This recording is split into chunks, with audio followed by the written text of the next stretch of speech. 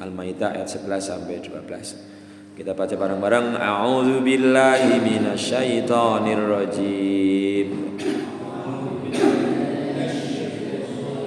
Bismillahirrahmanirrahim. Walaqad akhadallahu mitsaqa bani Israila wa ba'atsna minhum musnai asyara naqiba.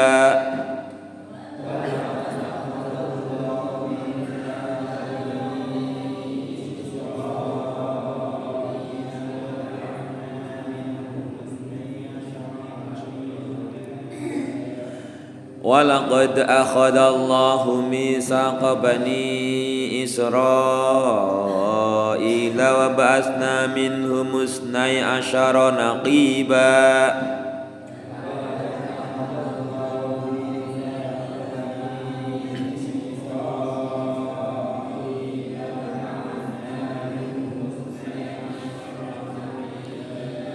Wa qala Allahu inni ma'akum.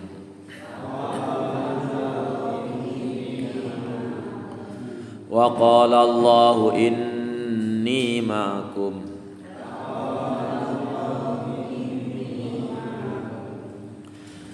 La in aqamtumus sholata wa ataitumuz zakata wa amantum bi rusuli wa azzartumuhum wa aqradtumullaha qardan hasana.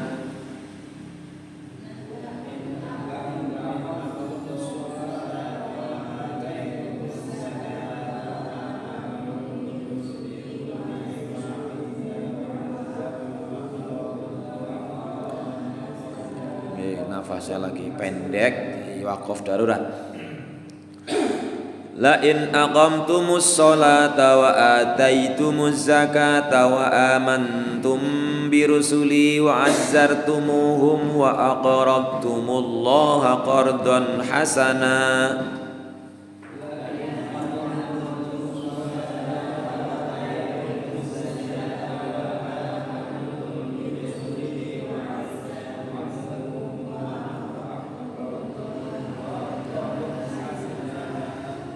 Wa aqradtumullaha qardan hasanan la ukaffiranna ankum sayyi'atikum wa la udkhilannakum jannatin tajri min tahtihal anhar.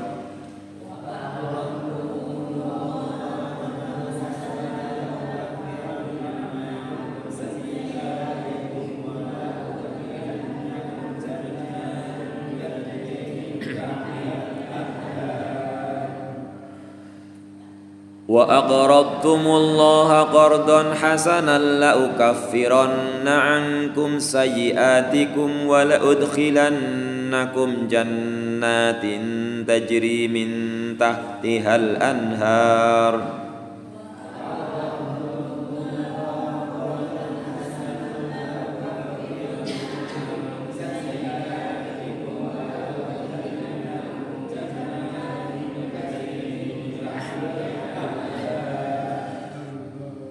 Faman kafara ba'da dzalika minkum faqad dhalla sawa'as sabil.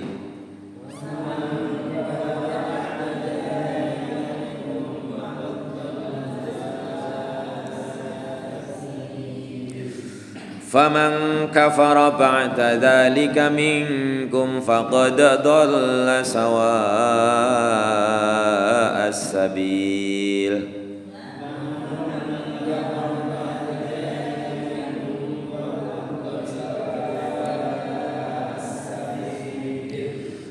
Fabima naqdihim mitsaqahum la'annahum waj'alna qulubahum qasiyah.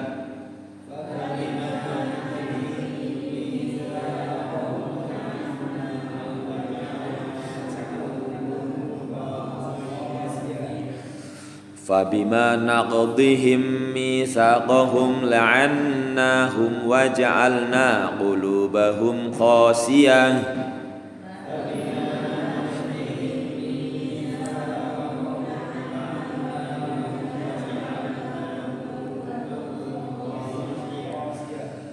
yuharrifunal kalima am mawadi'ihi wa nasu hadzam mimma dzukiru bih.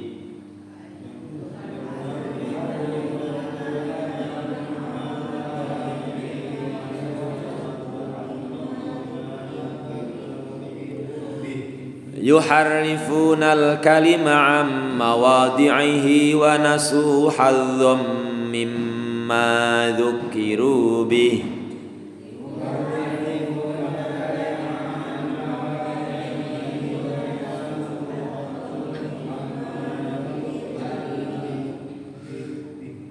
Wala tazalu tattali'u ala kha'inatin minhum illa qalilan minhum.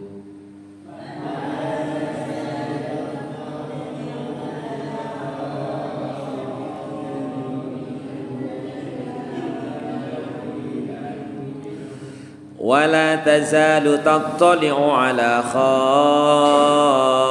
kha'inatin minhum illa qalilan minhum.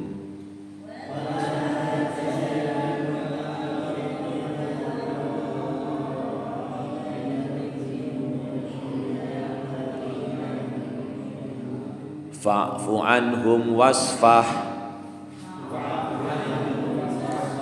Fa'fu anhum wasfah. Innallaha yuhibbul muhsinin.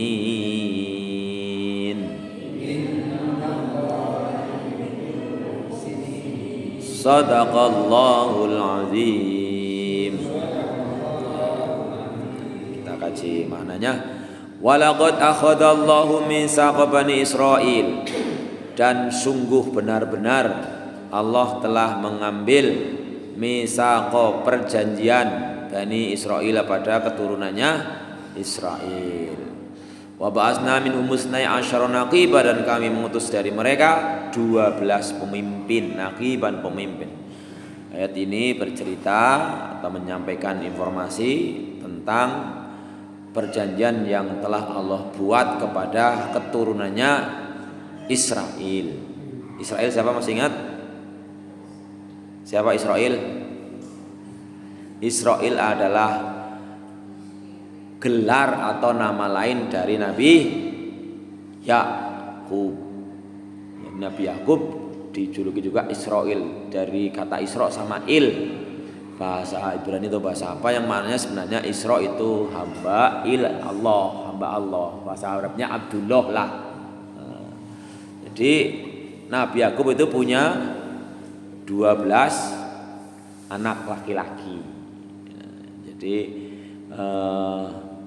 di sini bahwa kepada keturunannya Israel Allah telah membuat perjanjian untuk mereka mengikuti ajarannya Nabi Musa. Jadi Nabi Musa atau awal diantaranya setelah Yusuf, Nabi Musa sebelum Yusuf apa ya? Sudah ya. Lah intinya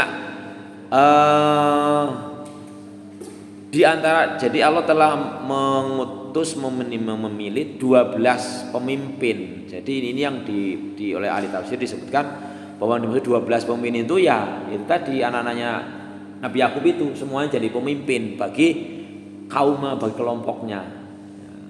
Atau ketika Nabi Musa dulu berhasil selamat dari Fir'aun, juga mereka kemudian Nabi Musa meminta 12 perwakilan kelompok-kelompok suku sebagai pemimpinnya untuk melindungi ataupun membantu dia lah. Jadi yang jelas di sini orang-orang Bani Israel atau keturunan Israel, keturunan Nabi Yakub juga diperintahkan untuk menjalankan syariat-syariat yang telah diajarkan oleh Allah Subhanahu wa taala. Telah diperjanjian. Wa qala Allahu inni ma'akum. Allah mengatakan sungguh aku akan bersama kalian. Jadi di dalam tafsir Ibnu Katsir disebutkan 12 sukunya itu suku siapa, keturunan siapa. Ada Rubel, ada Syamun, ada Yahuza, ada Isakhar, ada Zabulu, ada Nabi Yusuf. Nabi Yusuf itu ada Benyamin, dari 12 itu. Kemudian Allah mengatakan inni ma'akum, kami sungguh aku bersama kalian. Kebersamaan Allah tadi dibahas bahwa kata-kata Allah bersama kita, Allah bersamaku, itu bukan hanya berlaku untuk Nabi saja. Kalau dicontohkan waktu ini Allah di sini Allah mengatakan aku bersama kalian, bersama kita. Kemudian ketika Nabi Musa berhasil dikejar-kejar oleh pasukannya Firaun, diperangi, lalu umatnya sempat khawatir, lalu mengadu kepada Nabi Musa, dan jawaban Nabi Musa, jangan khawatir, inna ma'iya rabbi innahu sayahdin. Tuhanku itu ma'i, bersamaku, maka dia akan memberikan petunjuk. Lalu ketika Rasulullah bersama Abu Bakar berada di Gua Thur, lalu kemudian pasukannya pencarinya itu sudah sampai di mulut gua, lalu Abu Bakar mengatakan kalau mereka nengok bawah aja mesti kelihatan kita. Jawaban Rasulullah tenang saja lah, la tahzan innallaha ma'ana. Ora usah takut, ora usah khawatir, Gusti Allah bareng kita gitu. Ini pemahaman tentang Allah bersama kita itu di ayat lain dikatakan bahwa dekatnya Allah bahkan aqrabu min hablil warid, lebih dekat dari tulang, dari urat leher, dari urat nadi. Berarti perak banget. Maknanya apa? Allah tahu, Allah mengawasi.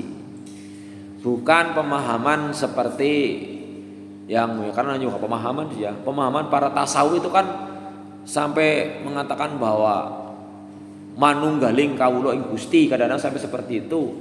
Ya Allah bersamaku, sehingga ini yang aku lakukan ya Allah yang melakukan. Aku ya Allah gitu, karena merasa Allahnya di sini sama kita secara fisik gitu. Ini pemahaman kita bukan begitu. Pemahaman kita ya tadi mestinya kita seperti yang disampaikan oleh Nabi Musa atau Nabi Muhammad. Allah bersama kita, Allah melihat kita, dan Allah kalau kita memang baik, Allah akan memberikan hidayah, memberikan petunjuk bagaimana yang harus dilakukan. Kan umatnya Nabi Musa tadi takut banget akan dikejar, udah dekat sama pasukannya Firaun. Kata Musa, tenang saja, Tuhanku bersamamu, akan ngasih petunjuk. Katanya kemudian petunjuknya apa?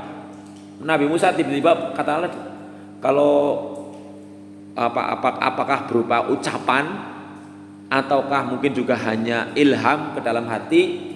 Yang jelas kemudian Nabi Musa merasa diperintah untuk memutukulkan tongkatnya ke laut. Ini yang bagi kita insya Allah, saya ingat ini bagaimana mungkin cara Allah memberikan ilham lah, bukan wahyu ya, bukan hidayah, ilham katakanlah gitu. Ketika saya ditanya sama almarhum Mbah Haji Sapap ini pinggir sawah, Mbah sini sana Parman sebelahnya lah, Mbah Haji Cahyo ditanya di sini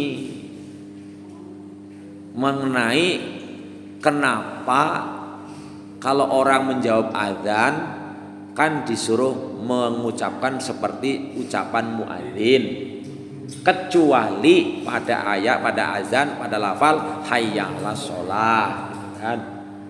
Itu saya belum pernah menjumpai pertanyaan seperti itu gitu. Ingat saya di situ bertanya, kenapa, bahasanya kenapa gitu. Lalu muncullah bisikan ilham, katakanlah kalau Allahu Akbar ditirukan Allahu Akbar, asyhadu an la ilaha illallah, asyhadu anna Rasulullah gitu kan. Hayya 'alas shalah ya hayya 'alas shalah. Tapi bukan. Ketika hayya 'alas shalah kenapa bukan hayya 'alas shalah tapi la haula wala quwata illa billah. Hayya 'alal falah ya begitu. Ya baru yang lainnya sama.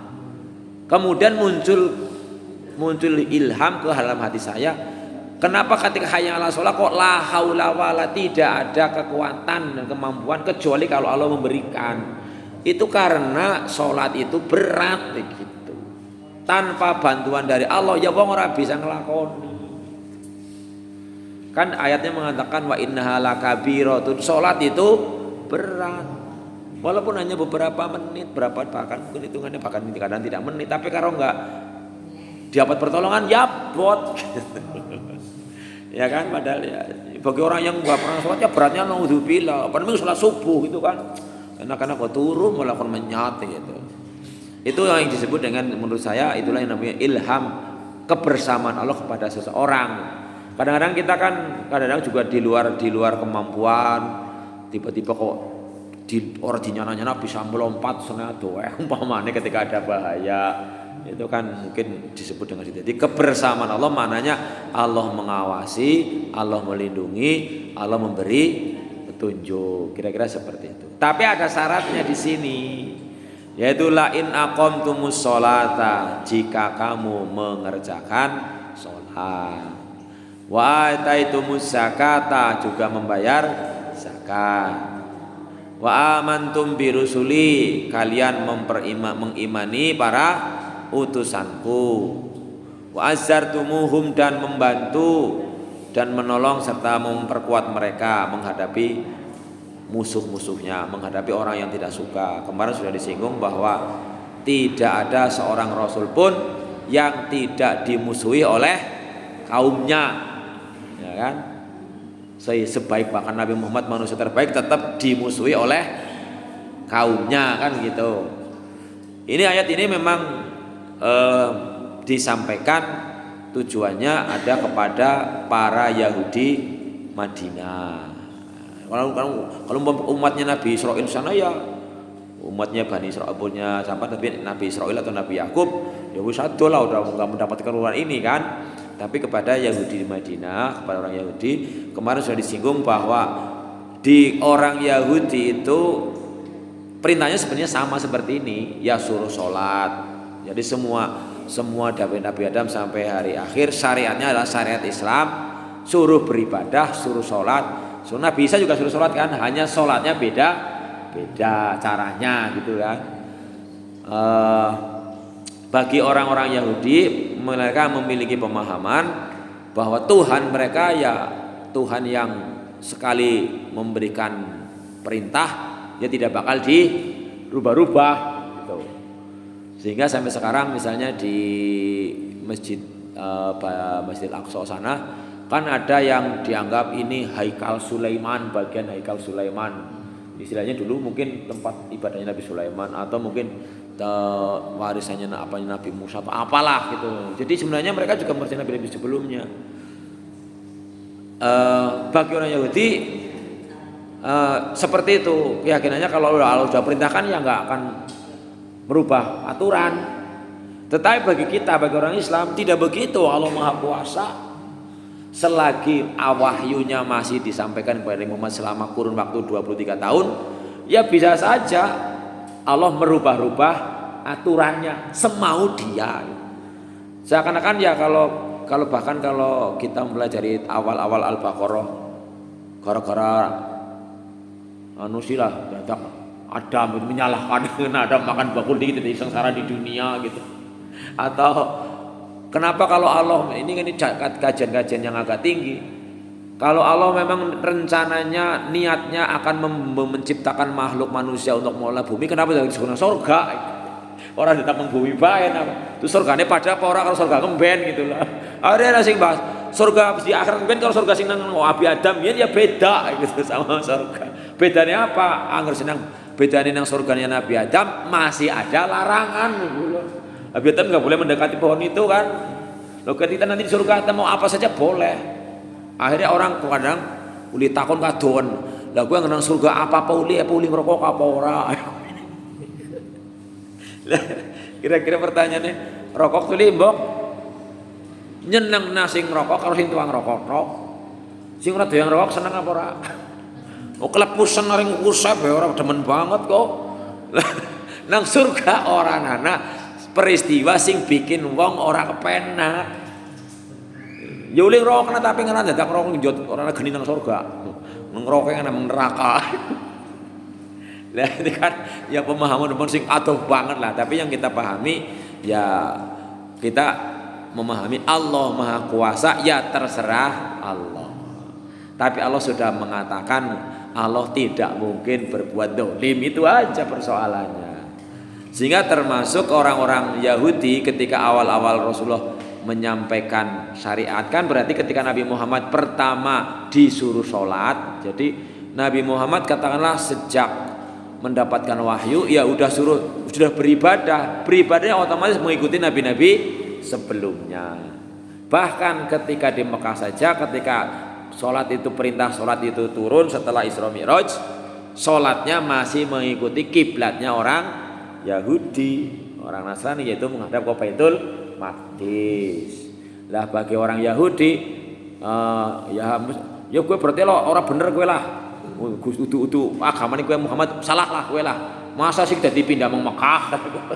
Pemahamannya Gusti Allah wis salate be madhep maring Masjidil Aqsa, kenapa dadi balik maring marep ngidul, orang bener lah. Itu akhirnya yang menjadi salah satunya menjadi penyebab orang-orang Yahudi tidak mau mempercayai Nabi Muhammad karena pola ajarannya orang pas karo Gusti Allahku itu istilah. Menu orang salah kowe lah ajarane lah. Padahal sebenarnya kita juga tetap diperintahkan untuk seperti itu ya, untuk amantum birusuli. Jadi ayat ini jika tidak hanya berlaku untuk orang Yahudi, tapi bagi kita juga kita kan juga suruh mengimani para utusan yang lainnya. Jadi kita ya beriman kepada kitab Taurat, kepada Zabur, kepada Injil dan sebagainya. Namun secara praktek, misalnya ketika ada sebuah aturan dari pemerintah saja, kemudian muncul aturan yang sama di tahun berikutnya menyatakan aturan sejenis sebelumnya dinyatakan tidak berlaku, ya wis mbok tidak bisa. Lo dalam undang-undang itu loh, saya rame kayak itu sidang Roy Suryo nih bilangnya undang-undang yang itu udah nggak pas dengan sini yang sekarang ini kayak gitu kan, rame begitu. Nah itu yang manusia aja begitu, apalagi Allah Maha Kuasa, ya Allah terserah. Maka meskipun ayat Al-Quran itu masih ada, tetapi bagi kita tidak boleh mengamalkan apa yang sudah tidak berlaku hukumnya. Contoh, ketika ayat tentang sholat dalam keadaan mabuk, itu kan ayatnya berbunyi wala taqrabus sholata wa antum sukara hatta ta'lamu ma taqulun. Kowe aja merek-merek sholat, maksudnya aja sholat nalikane mabuk. Berarti memahaminya seakan-akan mabuk ulih kan, sing penting ora lagi sholat. Nah, kira mabuk aja sholat, kan pemahamannya begitu. Jadi kalau ada orang berdalil, loh ini Al-Quran kan tidak melarang mabuk, ayatnya cuma melarang kowe aja sholat angger lagi mabuk. Berarti kan mabuk boleh, yang penting orang lagi sholat, ya enggak? Itu bagi orang yang tidak paham aturan ya begitu.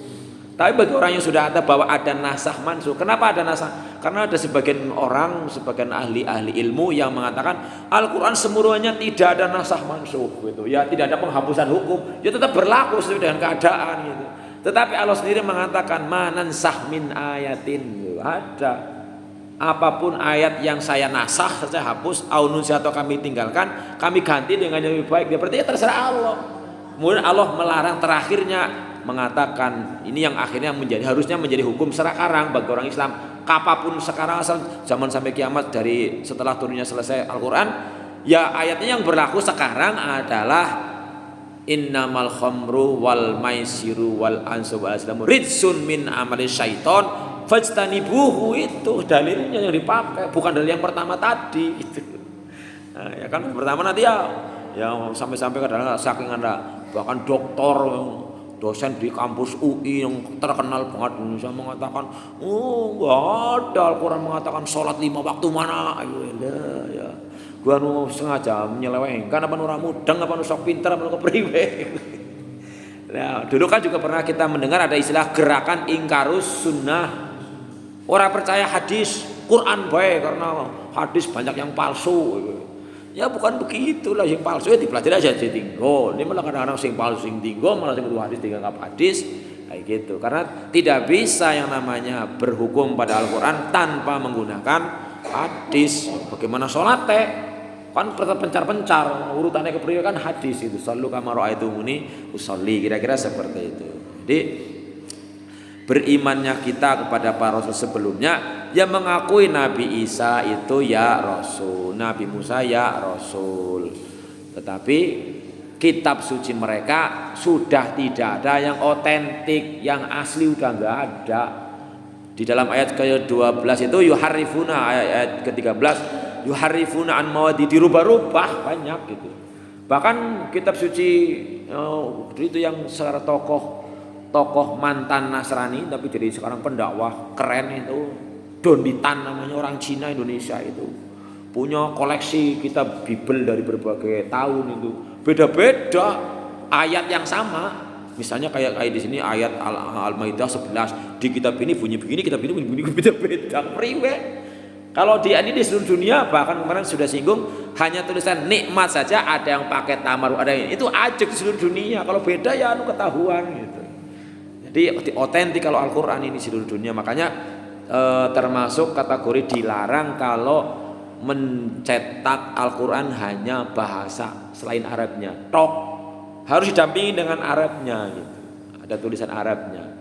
Itu yang mananya tetap otentik. Tapi kitab sebelumnya betul ada kitab Taurat, ada kitab Zabur, ada kitab Injil, tapi sudah yang otentik sudah enggak ada. Anjing babi diganti dengan babi hutan, kan beda. Babi sing kulitnya agak pink gitu, babi hutan ireng, sejen. Nah gitu. Dan maksudnya bagi kita lah memahaminya, kita mau imani dalam kondisi ini bukan mengikuti syariatnya. Dan orang Bani Israel sebenarnya dulu ada disebut dengan tadi perjanjian.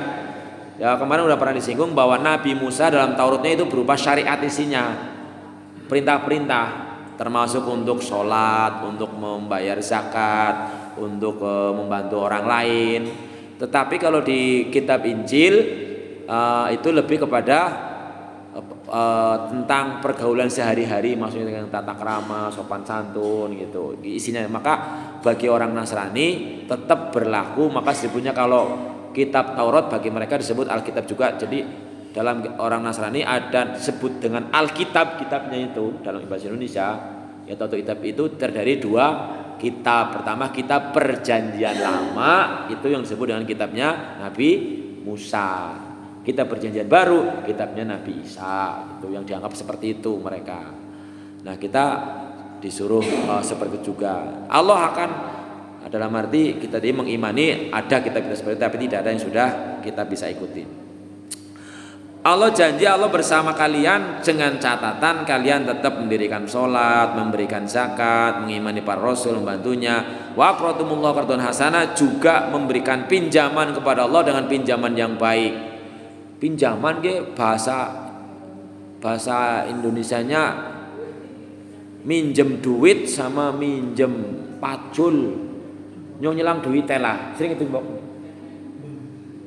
Gisa, ada kata ya, walaupun ya kalau kata utang sih ada kata, tapi lain ada kata pinjam kan, pinjaman, nyelang duit teh, pas sama bocor.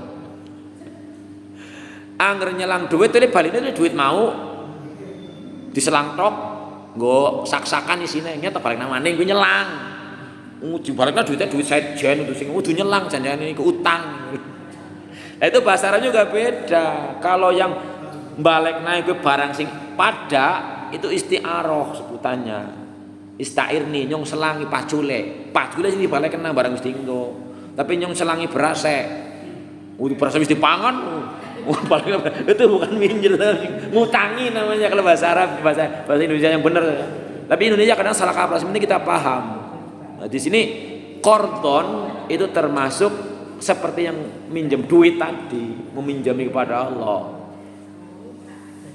Jadi kalau yang minjami barang, nyelang piringnya, ya piringnya sing balekan. Nah, nyelang duitnya kan udah duitnya sing balekan, nah cuman pada nilainya tapi bukan barangnya, itu bukan minjem. Tapi utang lah, ya kan, utang beras, utang duit itu masuk akal. Tapi kadang-kadang kita salah kaprah itu tadi. Ya nggak apa-apa, karena kadang seringkali salah kaprah bener malah jadi orang lumrah alasannya. Kayak ngana liwat segau kok diliwat jadi bubur. Godok wetangnya wis matang kok digodok maning, godok banyu ya wis lah, yang penting paham. Maka ketika Mbak O ngobrol sama Turis kan Mbak O nggak pinter-pinter bahasa Inggrisnya. You understand? Kau yang ngerti ngomong apa? Boleh ngomong, ya nyong paham ya. Karena bukan orang Amerika. Kalau Amerika orang ngerti. Kan dulu pernah ada orang Amerika di sini. Karena orang Amerika hariannya bahasa Inggris. Jadi ya harus bahasa Inggris yang sesuai dengan tata bahasa. Padahal sing ngene bahasa makin iki meskipun maksudnya utang tapi ngomongin minjem mudeng lah kowe lah. Ora nyuwis lah. Yuk nyelang duitnya ya 2000. Gue mudeng ora bakal duit sing lembaran mau sing dibaleken mesti engko liyane ya mudeng gue sing penting itu komunikasi begitu yang penting paham tapi itu juga kita mengerti makna yang sesungguhnya bahwa ngerbahasane nyelang kudune sing dibalekna gue apa yang diselang nek sing dibalekna seden jenengane ngutang gue gampang banget tapi kadang kan mandan riku Banyuwangi rasane kok utang kaya ora penak pola nyembungi nyelang malah ora dibalekna sering gawe wis repot. Jadi kalau kamu meminjami kepada Allah bukan berarti Allah butuh pinjaman. Maksudnya kan ada hadis mengatakan wallahu fi aunil abdi maka al abdu fi auni akhihi. Barang siapa menolong saudaranya Allah akan menolong dia. Jadi seakan-akan kita ngutang Gusti Allah ya enak temen Gusti Allah utang-utang ya bukan itulah. Sini jelas bahwa kalau kita mau meminjami dalam harinya otomatis pinjaman yang begitu adalah bagi kita ada ayat yang mengatakan wa fi amwalihim haqqum ma'lum lis-sa'ili wal mahrum bahwa dalam harta kita ada bagian ada milik orang lain. Ya kalau zakat itu milik orang lain bukan milik kita, hanya kita dititipkan untuk menyampaikan termasuk juga mungkin sedekah dan sebagainya. Kalau kalian melakukan seperti itu, mendirikan sholat, membayarkan zakat, beriman pada para rasul, membantunya, dan juga menolong orang lain, lau kafirona ankum sayatikum, pasti benar-benar kami akan tutup kesalahan kalian. Tutup dalam arti tidak dituntut, bukan sudah ditutupi tapi nunggu dibuka maning, bukan. Karena bagi kita kan ada hadis juga mengatakan kalau kita udah berbuat salah tamhuha ittabi'is sayyatal hasanah tamhuha, ikutilah perbuatan buruk dengan perbuatan yang baik, nanti yang perbuatan buruk akan terhapus. Maksud ditutupi di sini dihapus, sudah nggak dituntut gitu. Ada dosa-dosa yang gugur dengan kita melakukan amal kebaikan. Ada dosa yang harus dilakukan baru diampuni kalau dengan bertaubat kan begitu. Pasti kami akan tutup kesalahan kalian wa udkhilannakum wa la udkhilannakum jannatin tajri min tahtiha al-anhar, dan akan aku masukkan kalian ke surga-surga yang mengalir di bawahnya sungai-sungai. Jadi kalau orang yang memahami sungai seperti ini bagi Indonesia lah bebet temen ora sakat-sakatan lah wong padha upae bemung nung surga sing isor akeh kali ora gumun. Indonesia kayak kali nang kene, yuk gitu nantinya. Makanya akan berkali disampaikan kita memahami ayat tidak bisa lepas dari ayat lain maupun hadis. Surga yang ada sungai, sungainya bukan sungai seperti di Lebeng isinya akeh pempesek, gitu. Mentang-mentang rumah pinggir kali yang buang sampah ya mengkali sampah apa baen, ya pempes, ya pembalut, ya apa nang kali kabeh, dibakar napa. Ya gitu. Jadi sungai di sana di Al-Qur'an ayat lain disebutkan sungai-sungai surga itu isinya susu. Be ora kaya susu nang dunya. Nang dunya susu bisa kecut, bisa basi, bisa dilemani ngelak. Nang surga ora gitu. Sungainya berisi madu. Kan ini madunya ora kayak madu di Indonesia gitu. Pokoknya yang pernah saya sampaikan bahwa pemahaman tentang surga di akhirat yang paling mudah, satu, isinya cuma enak dan kepenak. Jadi kita mikir sing apa bae sing ora kepenaknya, kayak mikir udut bae kan apa udut itu kan asapnya tidak enak bagi orang yang tidak suka udut. Ya berarti orang anak lah wong udut surga, kira-kira seperti itu. Nah, kemudian yang keduanya itu tidak seperti yang kita bayangkan. Ya tadi bawahnya ada sungai, berarti ke rumahku ke surga ke kamarku nang dhuwur kali apa ya. Ora seperti itulah maksudnya. Karena ada hadis sahih mengatakan laqad a'dadtu li ibadiyas sholihin ma la ainun ra'at wa la udhunun sami'at wa la khatara fi qalbi bashar. Sungguh sudah aku persiapkan buat hamba-hambaku, bukan solikin ya Pak solikin ke solih yang solih bukan jenenge solihin. Itu sesuatu yang belum pernah dilihat oleh mata, belum pernah terdengar oleh telinga. Nah ini kita kan mendengar sungai-sungai, buah-buahan, rumah-rumah, surga. Kan kita mendengar, bukan seperti itu berarti persisnya. Kita bayangkan yang nang surga nang akeh buah ya berarti orang gumuni lah orang dunia bisa akeh buah-buahan iku. Sama roti rizqan qalu kan kullama rizqa minha rizq minas samarot, rezeki berupa buah-buahan di surga nanti. Ya orang gumul lah nang kabeh malah buah-buah pirang-pirang. Ini yang jelas pemahamannya bukan seperti itu. Faman kafara pada dzalika minkum faqad dhalla sawa as-sabil. Barang siapa yang mengingkari setelah berjanji itu maka sungguh dia telah tersesat dari jalan yang lurus. Fa bima naqdihim misaqahum, karena pelanggaran mereka, karena janji-janji mereka. Nah ini dia. Jadi pelajarannya ini bukan hanya untuk orang Yahudi, bukan hanya untuk orang Israel, bahwa siapapun yang melanggar perjanjian la'annahum, maka kami melaknat mereka, mengutuk mereka, wajalna qulubahum qasiyah, dan kami telah menjadikan hati-hati mereka keras. Dalam ayat lain Allah mengatakan bahwa hati yang keras bisa lebih keras timbang watu. Fahyakal hijaro awasyaddu qaswah, hati yang keras bisa lebih keras timbang batu. Maksudnya apa? Sudah tidak mempan lagi petunjuk, nggak mempan lagi apa ilham apa, wis pokoknya ndablek bae lah. Prinsipnya ya lah lu gue aja lah, usah mikirin saya. Nah, kita kan ada pelajaran untuk perintah untuk berdakwah. Di sini hatinya keras karena kita menyadari bahwa sekeras-kerasnya batu, banyak batu yang keras tapi oleh dia bisa terbelah oleh akar yang lembut, bisa terkikis, bisa gerowong oleh air yang lembut, kan begitu. Tapi kalau hati manusia yang sudah dibuat keras oleh Allah, sudah jelas tidak bisa mempan masuk petunjuk, gak akan mempan. Penyebabnya juga yuharifuna kalima an mawadihi, mereka juga merubah-rubah kalimat-kalimat dari letaknya. Ya, tadi kita ketahui bahwa Al-Quran menginformasikan kitab-kitab suci, kitab-kitab para rasul sebelumnya oleh pemeluknya, oleh manusia dirubah-rubah.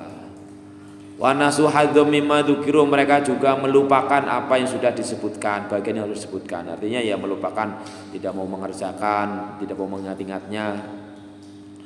Wala yazalu tattali'u ala khinatin minhum illa qila minhum, mereka juga selalu mencari-cari untuk berkhianat kecuali sedikit di antara mereka. Jadi kita juga dari ayat ini mengetahui ya ada orang-orang Bani Israel, orang-orang Yahudi yang akhirnya beriman pada zaman Rasulullah, menjadi sahabat, ada, tapi sebagian besar, kebanyakan tidak. Ada bahkan yang kalau di Madinah waktu itu ada 3 kelompok suku besar Yahudi, yaitu Bani Quraidah, Bani Nadir, dan Bani Qainuqa.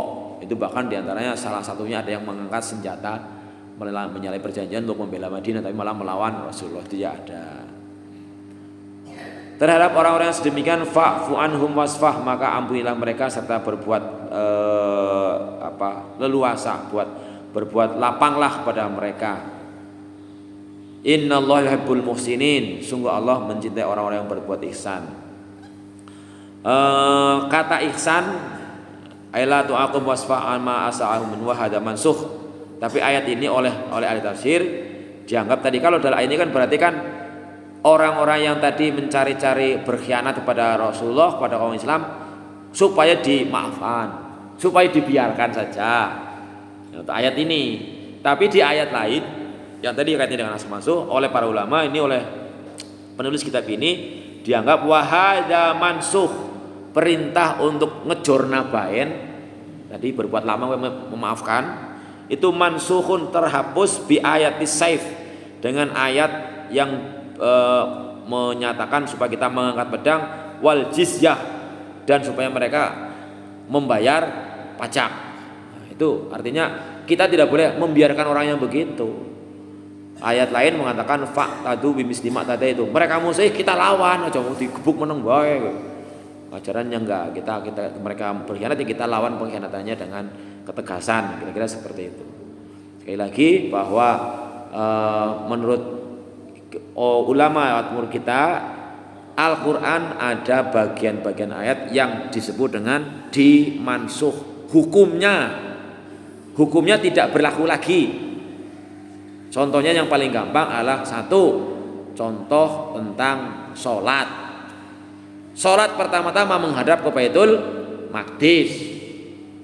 Kemudian sekarang, kan ora apa-apa wong Rasulullah ya kalau kon ngarep mana ya kita sholat menghadap mana. Enggak boleh kecuali kita dalam kondisi bingung. Kisi arah sindi kiblatnya ya lawis sendi dia, itu baru berlaku darurat namanya. Karena kadang kita misalnya udah sendirian nggak ada alat, ngendi kiblat serengene ora keton.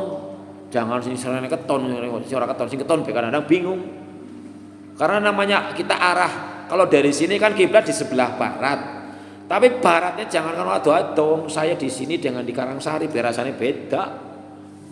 Kalau di Masjid Karangsari rasanya sholatnya ngarep mana? Ya orang bisa dirobak premaning. Serius? Lah pokoknya dari marep ngene marep ngene ya. Itu seperti itu saya sampai hari ini. Begitu masuk Masjid Karangsari ya glewar menganah. Jadi ngerubah ya. Itu ya. Tapi karena kita tahu, tapi kalau masih nggak tahu memang boleh menghadap kemana saja. Nama itu berlaku ayatnya. Tapi ketika kita tahu bahwa arah kiblat sebelah sana, kita nggak boleh berdalilkan Rasulullah pernah kita pernah ya sekali-kali lah ngapa sih praktek ke sana, ya sah gitu. Itu namanya nasa masuk sholat, termasuk hukum-hukum yang lain kayak hukum tentang minuman keras dan sebagainya. Ujung ayat mengatakan innallaha yuhibbul muhsinin, sungguh Allah mencintai orang-orang yang berihsan. Lah ini berlaku sepanjang masa. Ihsan dalam agama kita ada dua pemahaman. Ihsan pertama itu adalah ta'budallah ka'annaka tarah. Kita menyembah kepada Allah beribadah itu seakan-akan kita melihat Allah. Tapi jangan dibayangkan, ki Allah nang ngarepku kayak batu gede apa ya? Apa kayak buta hijau? Apa kayak apa? Enggak boleh. Lalu kita salat kan kita supaya menyembah kepada Allah seakan melihat Allah, ya Allah kita mau membayangkan Allah kayak apa? Enggak boleh. Itu namanya mutajassimah, memvisualisasi, memfisikan Allah. Allah bukan kayak apa-apa. Kalau kita bayangkan kayak anak-anak genderuwo nang arep gitu, enggak boleh. Itu ihsan pertama. Jadi penjelasan dari Rasulullah, al-ihsan, mahwal ihsan, anta budallaha ka'annaka tarahu, fa illam takun tarahu fa innahu yaraka. Dan kalau kita tidak bisa melihat Allah dan mungkin tidak mungkin melihat Allah di dunia, ya kita meyakini bahwa Allah melihat kita, intinya itu ihsan. Yang kedua pemahaman ihsan adalah ahsin kama ahsanallahu ilaik. Itu kita berbuat baik kepada orang lain tanpa mengharapkan balasan dari orang itu. Jangan sampai lo jenengan kotak ramen nyong sing ngene gantian. Enggak usah minta-minta seperti itu. Itu dengan qardun hasanah tadi diantaranya juga adalah betul-betul hanya melaksanakan perintah Allah. Sehingga ketika ada seorang cerita, pernah dulu cerita ada seorang kiai dikerjain anak muda teriak-teriak, tolong pakai, pakainya datang ora sidak iku lho. Kemudian maaf pakai enggak jadi ding kowe. Sepindo maning, tolonglah pakai, tolong sini ditelepon. Barta maning, aduh maaf ini enggak jadi lagi, ternyata enggak jadi lagi. Kiai ini ora kesuh kowe lho. Kita kesuh apa kita ya dikerjain. Itu namanya ihsan itu seperti itu. Jadi tidak mengharapkan perilaku dari yang kita berbuat baik gitu. Angel nggih. Ya angel lah wong kita karepe berbuat baik karepe ya sing di memberikan imbalan minimal ya sikap yang baik kan. Tapi Allah perintahnya begitu. Maka kalau kita bisa melakukan ihsan dan Allah mencintainya ya akan menjadi enak ringan ini. Jadi hidup ini tidak terbebani oleh apakah haus pujian dari orang lain atau takut cacian atau berharap sanjungan dari orang lain. Maka hidupnya akan mudah, kita akan ayem hatinya. Barangkali itu yang bisa kita bahas pada hari ini. Intinya adalah bahwa ada beberapa poin. Yang pertama ini ada kisah tentang perjanjian dari Allah kepada keturunannya Israel, tapi juga pelajarannya bahwa kita supaya melakukan apa yang disampaikan dalam ayat ini, diantaranya tentang penggambaran bagaimana surga, kemudian juga tentang akibat melanggar perjanjian dengan Allah dan sebagainya. Mudah-mudahan Allah membantu kita untuk senantiasa berusaha mengamalkan ayat alastu birabbikum. Jadi kemarin sudah disinggung bahwa sebelum kita lahir ke dunia, semua manusia yang terlahir hidup itu sudah mengikat perjanjian, yaitu siap diatur oleh Allah. Artinya itu siap diatur oleh Allah, yaitu maka kita wajib pertama mempelajari aturan-aturan Allah yang kedua siap melakukan pelaksanaan aturan-aturan itu, intinya seperti itu. Kurang lebihnya mohon maaf, sekiranya ada yang perlu ditanyakan, kalau bisa saya jawab, kalau nggak ada mungkin dicarikan. Ada yang bisa ditanyakan, kalau nggak ada kita akhiri dengan doa kafaratul majelis. Subhanakallahumma wa bihamdika asyhadu an la ilaha illa anta astaghfiruka wa atubu ilaik. Assalamualaikum warahmatullahi wabarakatuh.